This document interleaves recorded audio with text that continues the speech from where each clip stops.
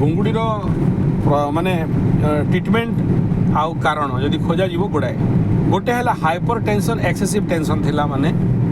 लोकंकर घुंगुड़ी हो। तृतीय है जदि आम अननेचुराल खाद्य जो गुड़ाक सब न खाइया कथा से सब जिन खाऊे जमी पान बीड़ी सिगरेट गुटखा ठू आरंभ करी जो fast food hot dog burger pizza chow mein Manchurian चाय समेत यही सब खाद्य द्वारा कौन हुए आम जो नेजल वाल अच्छी ना से नेजल वाल धीरे धीरे दुर्बल हुए जितेबाला से श्वास जीव से सडर आइला बेले सडर कर। तृतीय है बयस जितेबाला हो जाए गोटे लोकर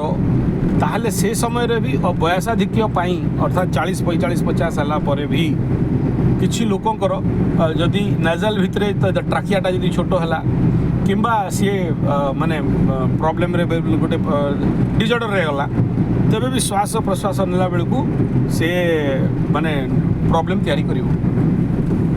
एमिति कंडीशन रे तांको कोन करा जाए ना प्रथम ट्रिटमेंट होउची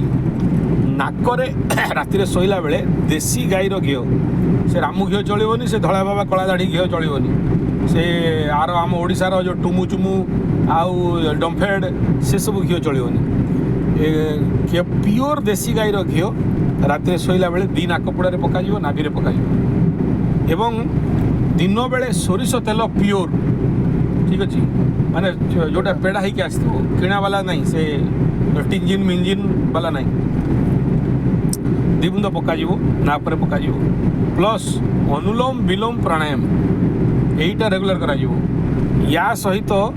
रिलैक्सेशन टेक्निक जोग निद्रा IRT QRT DRT आउ ता सहित तार उपरे माने आवर्तन ध्यान योग यही ट्रिटमेंट गुड़ा यही थेरापी गुड़ाक जदि नियाजिवो ताले घुंगुड़ी भाया समस्या समाधान हो। घुंगुड़ीटा एते सहजरे जाएनी। अच्छा घुंगुड़ी एक्यूप्रेशर